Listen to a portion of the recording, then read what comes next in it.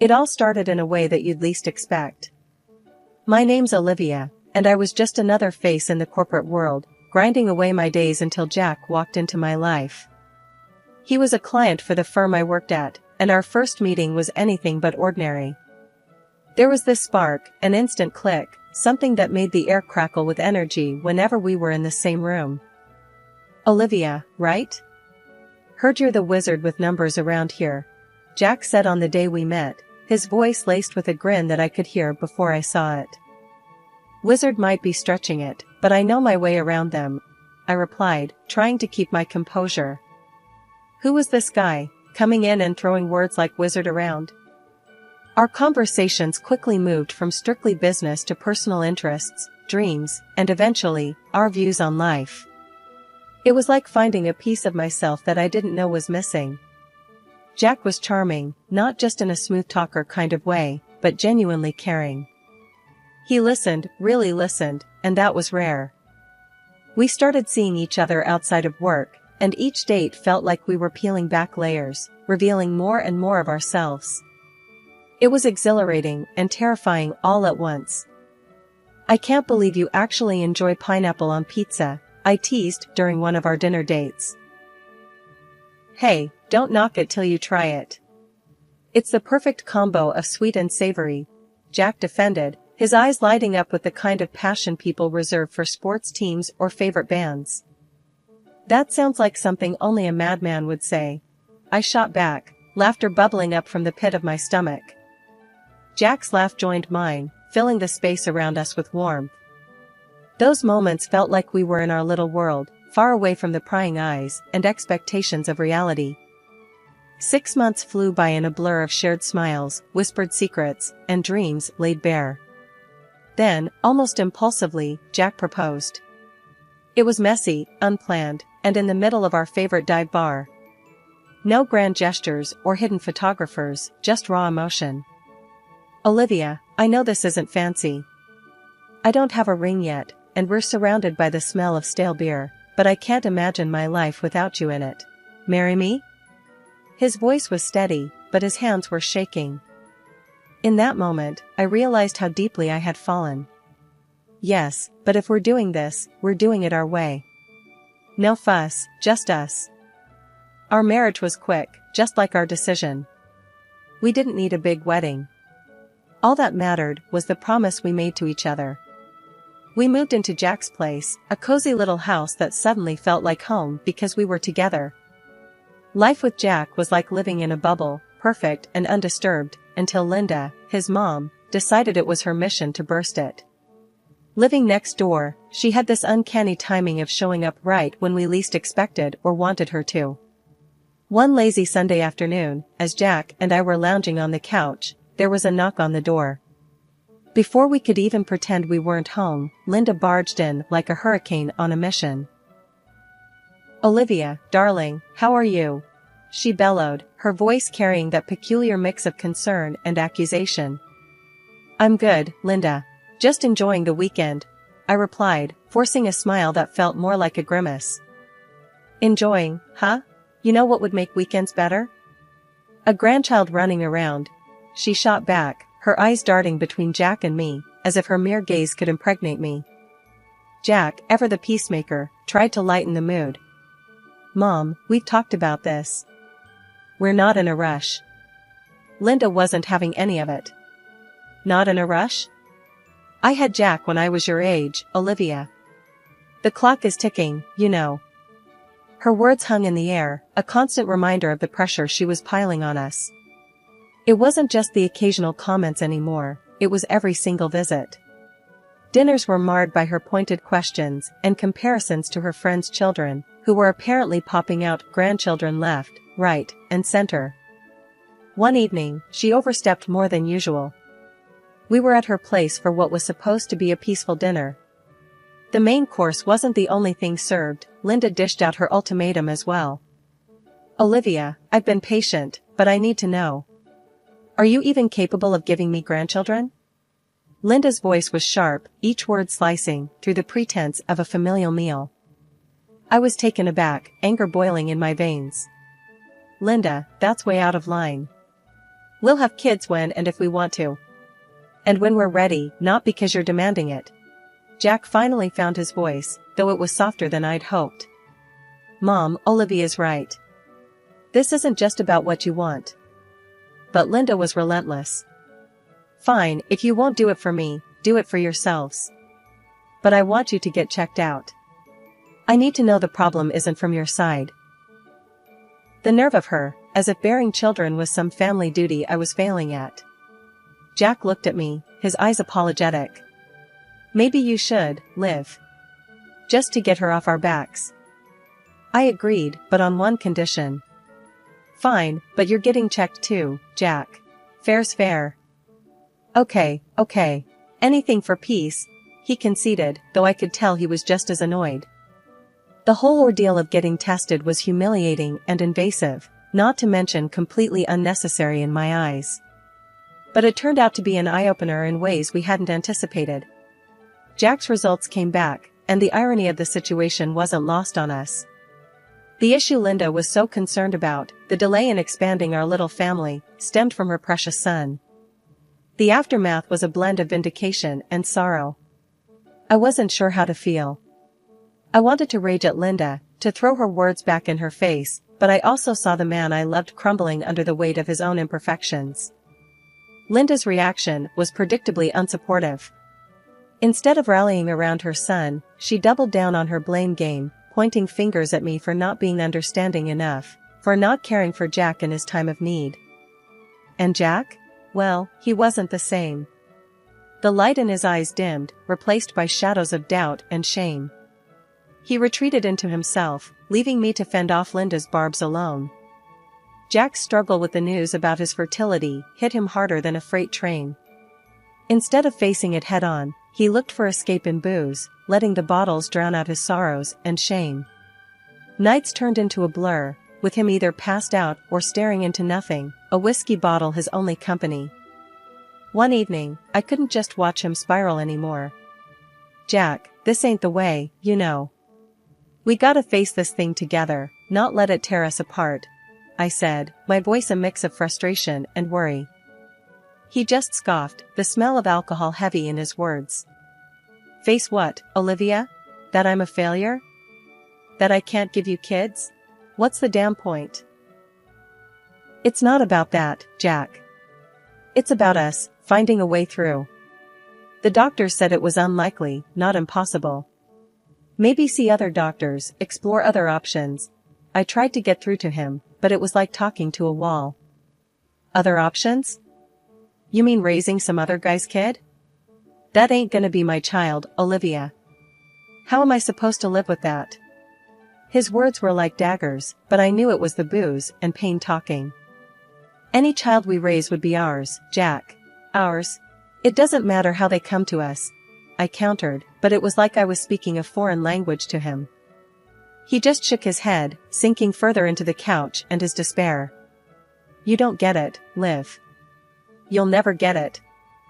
That night was just the start. Jack began blowing off work, first with sick calls, then not even bothering. His job, once his pride, now seemed like just another burden. Linda, his mom, only added fuel to the fire. Olivia's not doing enough for you, Jack. A real wife would have you out of this slump, she accused one day, her voice sharp enough to cut glass. I had enough and shot back. Doing enough? I'm trying to keep us afloat here, Linda. But he needs more than just me yelling at him. He needs help, real help, not just your complaints. Linda glared at me, her voice icy. My son doesn't need some shrink. He needs his family. And a wife who's actually there for him. Her words stung, but I knew standing by Jack was all I was doing, even as he slipped further away, becoming a ghost in his own life. I tried again one night, the silence heavy between us. Jack, we can't go on like this. I can't watch you tear yourself apart. I love you, damn it. For a moment, there was a glimmer of the old Jack in his eyes. I don't know how to stop this, Liv. I'm lost. It was a crack in his armor, but promises made in desperation are fragile. And as time went on, the depth of Jack's descent became painfully clear. The last straw was his job. They fired him for showing up drunk, if he showed up at all. After that, he just lay on the couch all day, a shell of the man I married. Whenever I tried to reach out, to pull him back, he'd just head to Linda's, seeking refuge in the one place that never seemed to help. Days blurred into each other, each one a repeat of the last, Jack on the couch, lost in his own misery, and me, juggling 2 jobs just to keep us afloat. It felt like we were stuck in a never-ending storm, with no way out. But then, something changed. It was a regular Thursday evening when I found out. I'd been feeling off for a while, sick in the mornings, and just not myself. On a whim, I picked up a pregnancy test.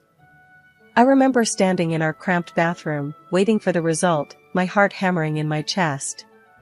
When the positive sign showed up, I couldn't believe it. I was pregnant.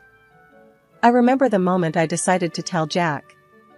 He was on the couch, staring off into nothing, a half-empty bottle of beer in his hand.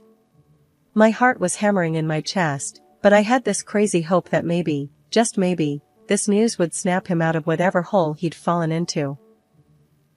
"Jack, I have something to tell you. I'm pregnant," I said, the words feeling both heavy and light at the same time. Jack's reaction was nothing like I'd hoped. He looked at me like I'd slapped him. "Pregnant? How the hell is that possible? You know what the doctor said about me." I tried to keep my voice steady, to explain the situation calmly. "Jack, the doctor said it was unlikely, not impossible. This baby is ours." But Jack wasn't having any of it. He got up, his anger palpable. "Ours? Don't give me that crap, Olivia. You've been cheating on me, haven't you? That's the only way this makes sense." Before I could even process what he was saying, Linda barged in, her timing as impeccable as ever. "What's all this shouting about?" she demanded. Jack was quick to fill her in, his words twisted by bitterness. "Olivia's pregnant. Claims it's mine, but we both know that's a lie." Linda turned on me, her eyes flashing with accusation. "You ungrateful little. After everything we've done for you, you go and betray my son like this?" I couldn't believe what I was hearing. Betray him? "Linda, I've been here, trying to make things work, even when Jack gave up. This baby is his, whether you like it or not." The argument spiraled from there, with both of them hurling accusations and demands. Linda, in her infinite wisdom, decided I should leave. "Get out of this house, Olivia. We don't need a liar and a cheat under this roof." I was so tired of the fighting, the accusations, the endless cycle of despair. So, I agreed. "Fine. I'll go. But not for you. For this baby, who deserves better than this mess." Jack didn't stop me. He didn't say a word as I walked out the door, my heart heavy, but my resolve strong. This baby was my glimmer of hope, and I was going to do everything in my power to protect it, to give it the life it deserved. Away from all the chaos, away from a love that had turned so toxic it was unrecognizable. Starting over wasn't easy, not by a long shot. There I was, pregnant, alone, and frankly, a bit scared. But there was this fire in me, too, a determination to make things right for the little one growing inside me. I moved into a small, cozy apartment. It wasn't much, but it was ours, mine and the baby's. I picked up extra shifts at work, anything to make sure we'd have what we needed. Nights were the hardest, though. It was just me and my thoughts, and sometimes, the silence was too loud. One evening, after a long day at work, I sat on the worn-out sofa, rubbing my belly, talking to the baby. "It's just you and me, kiddo. But we're gonna make it, you'll see. I'm gonna make sure of it." That's when the phone rang. It was my sister, Lucy. She'd been my rock through all of this. "Hey, Liv. How are you holding up?" Lucy's voice was always a balm, soothing and warm. "We're hanging in there. Some days are better than others," I admitted, not wanting to worry her too much. "Listen, Liv, you're not alone in this. Remember that. If you need anything, a break, someone to talk to, or just a night off from cooking, you call me, okay? Her words meant the world to me. Thanks, Luce. I really appreciate it. We talked a bit more about nothing in particular. Lucy always had a way of making me laugh, even when I felt like crying. After hanging up, I felt a little lighter, a bit more ready to face the world. As the weeks turned into months, I got to know every inch of that little apartment. I decorated a corner for the baby, putting together a makeshift nursery. It wasn't much, but it was filled with love. As my due date approached, I felt a mix of excitement and nerves. I was about to meet my baby, to start this new chapter for Real. And even though I was doing it on my own, I knew we'd be okay. Life as a single mom had its set of challenges, but me and my little boy, Max, we were doing all right. He was growing up fast, all smiles and curiosity, making all the tough times worth it. Then, one day, life decided to throw us another curveball. I was at the park with Max, pushing him on the swings, when I ran into a face from the past, Tina, an old friend of Jack's. Her expression was a mix of surprise and something else, maybe pity, when she saw us. Olivia?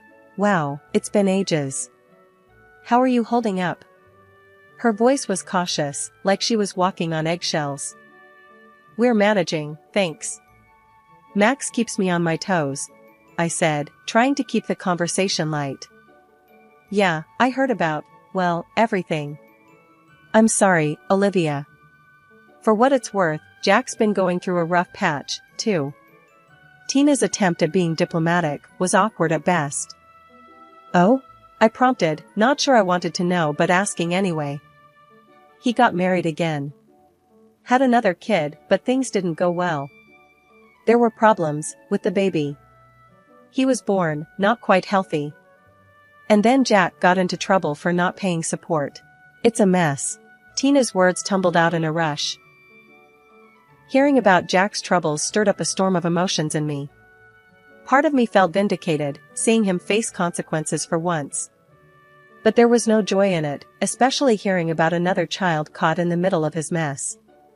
Life has a way of catching up with you, I guess, I said, my voice neutral.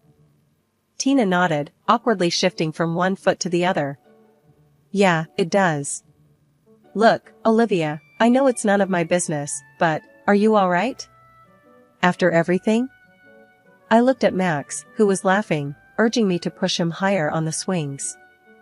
We're more than all right, Tina. We've moved on. And we're happy, really happy. That night, as I tucked Max into bed, I thought about Jack and his other child. My heart ached for that little one, caught in a situation they didn't choose. I whispered a silent prayer for them, hoping they'd find some peace amidst the chaos. Life with Max was a whirlwind of school runs, soccer games, and endless questions. He was my little man, growing up too fast, and I was doing my best to keep up. Our routine was hectic but happy, until one day, a blast from the past turned our world upside down. It was just another day, me and Max doing our usual grocery run, when out of nowhere, Linda, my ex-mother-in-law, shows up. It was like bumping into a ghost from a past life I'd worked hard to forget. As soon as she saw us, her eyes lit up, especially when they landed on Max. Without a second thought, she swooped in, trying to hug him. Max, who's not used to strangers, especially not her, hid behind me. Olivia, let me see my grandson. He looks so healthy, not like the other one, Linda said, a twisted sort of pride in her voice that made my skin crawl. Back off, Linda. You've got no right to come here and make demands. Especially talking like that about a sick child.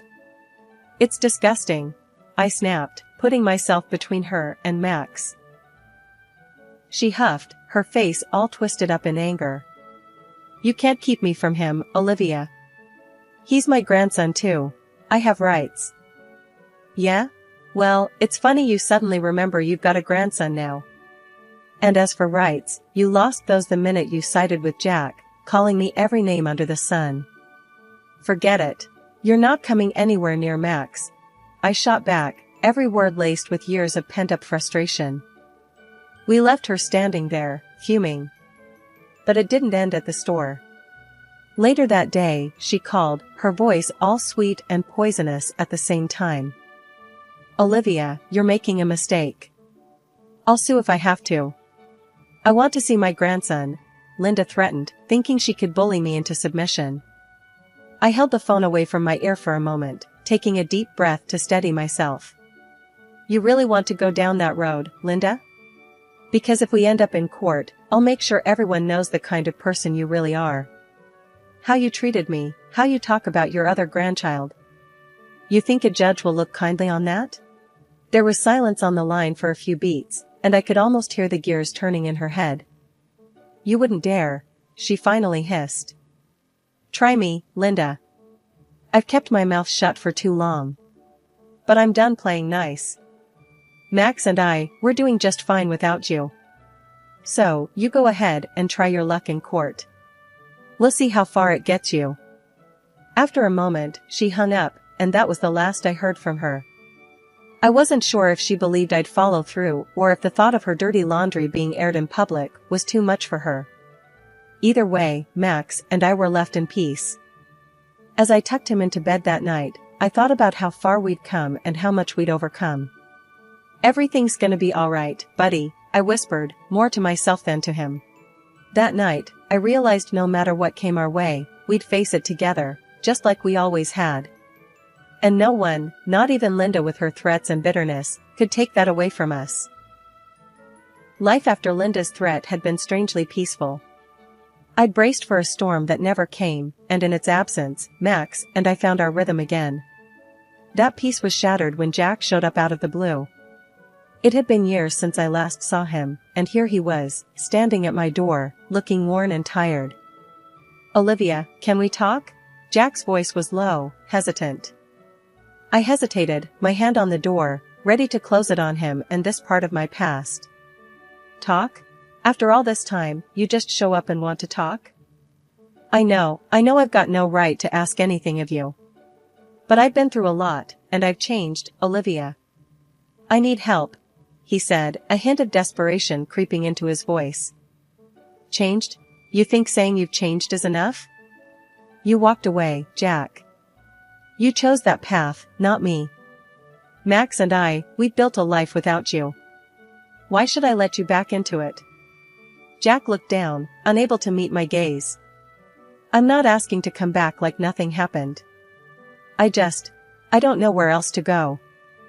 I looked at him, really looked at him, and saw the shell of the man I once loved. It would have been easy to feel pity, to open the door and let him back in. But life had taught me better. "Jack, you need to understand something. It's not just about me anymore. There's Max to think about. And I won't let anyone hurt him or disrupt the life we have.